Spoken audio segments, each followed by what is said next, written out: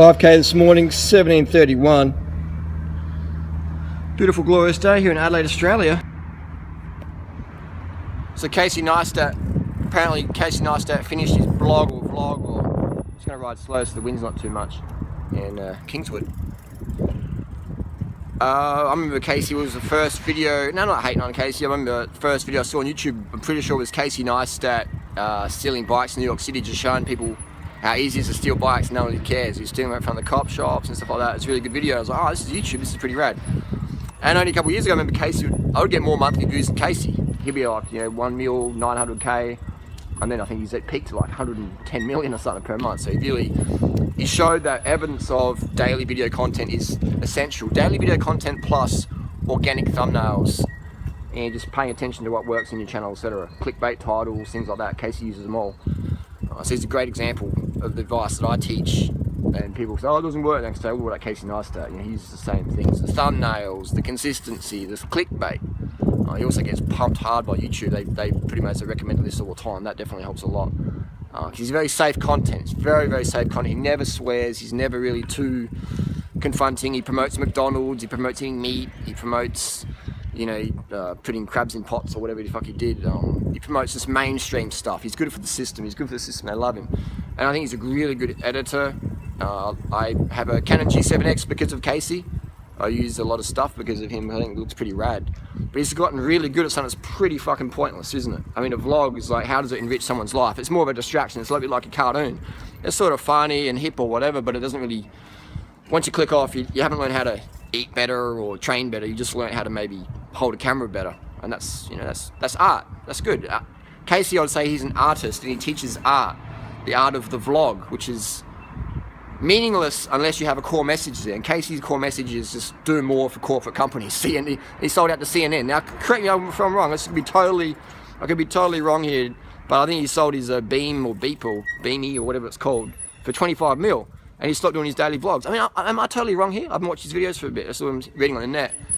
And I would say that, in my opinion, that's just because he's just chasing the corporate money. He always has. He sold his pilot to HBO, and he does things at Atkins low carb bars. He's always just chasing more money. I'm not sure why he wants so much money. He tries to live like a minimalist, but it's interesting. Everyone's got their own reasons for that. But I would wish Casey had a core message other than look at me. Other than look at me, get more corporate coin, spending $21,000 for an air ticket or something like that. So it might sound like I'm jealous or whatever, but no, I'm not jealous of that lifestyle, because I'd rather have the freedom to really say what I felt versus have to bleep out my languaging, or I can't say fuck. Like Casey can't even say fuck or shit or whatever, You have to bleep it out. That's my little rant there. But Casey, corporate dollar, chasing the money. Has he sold out? He always sold out from the day one when he started promoting Atkins low carb bar. Again, that's just my thoughts, comments and criticisms. Not hating, just saying. I wish Casey had a core message, man. I wish he would, because he's got so much influence, man. But it's just, I would say he's just a pretentious corporate culture hipster. Not a bad person. So I'm not trying to be a bad person by saying this. Just being honest with my opinion.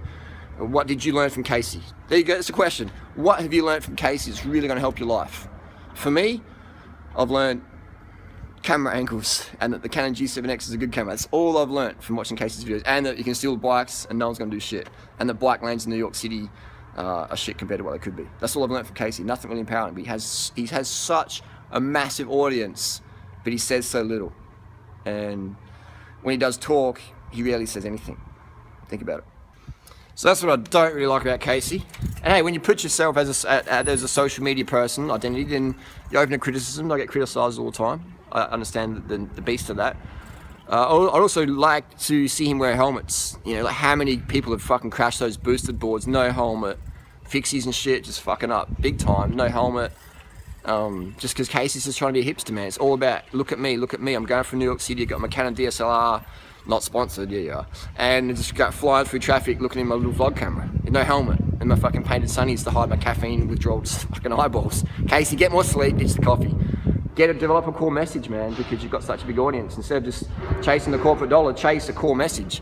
Casey, chase a core message. Like McDonald's, KFC, Atkins low carb bars, like bro, go vegan, man.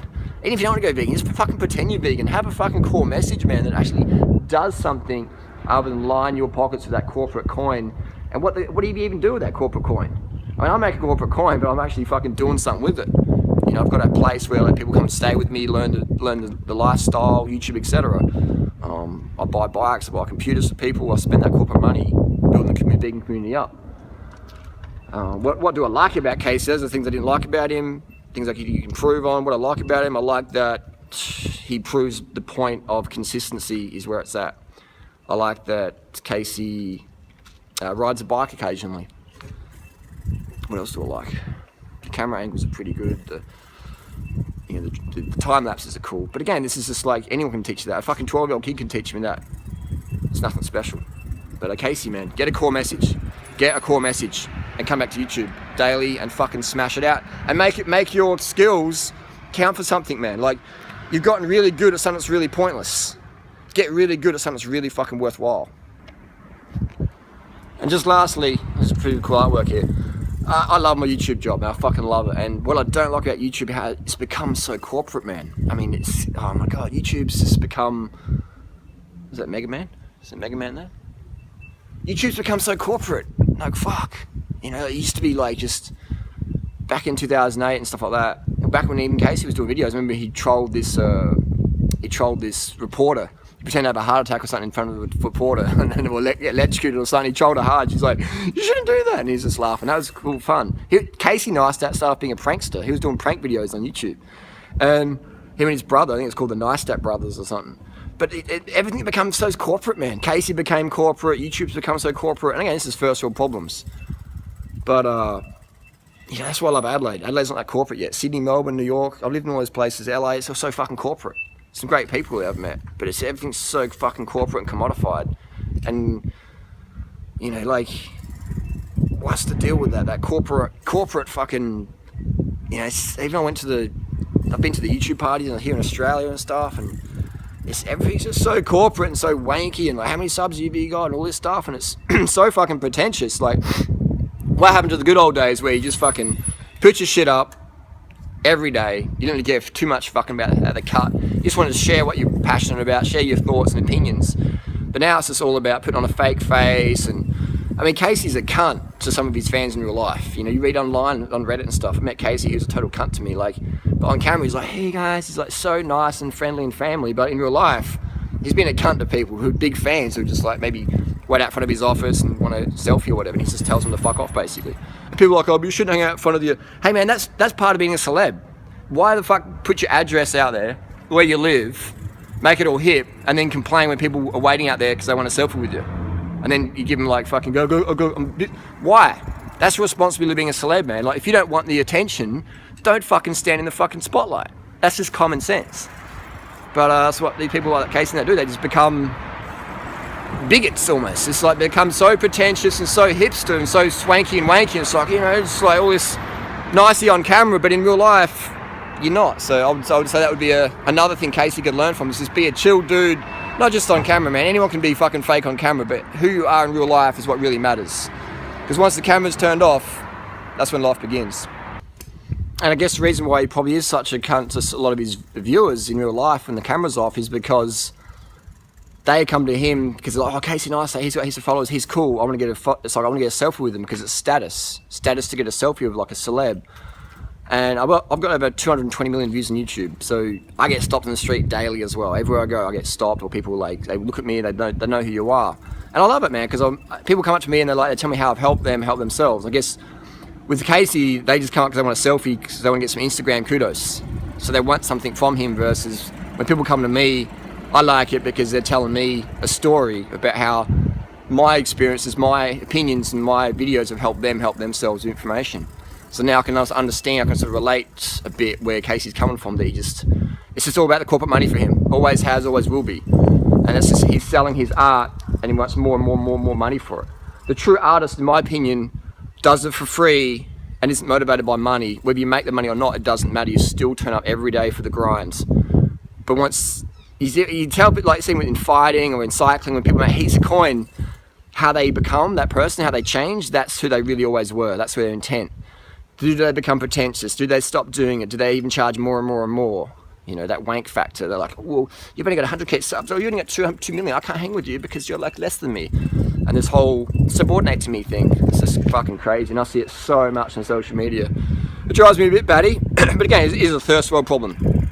It is a first world problem. You know, it's everything in running and cycling. People, they get to a certain level and then they're like, "You're slow. Don't talk to me. Like you're 2 kilos overweight. Don't talk to me." Or, you know, your girlfriend's not as pretty as mine, or your boyfriend's sort of like short. Like, oh my god, like your boyfriend's shorter than you. Like, I mean, like your Instagram photos, like it looks out of balance. Just wanky shit like that.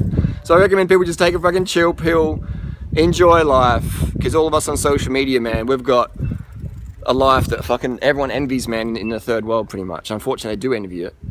We have a lot of freedom, we have a lot of safety, we have a lot of food, but it's a crazy world out there. But again, life begins when the camera's off. So who you are off camera is way more important than who you are on camera. Think about it. And when you say it like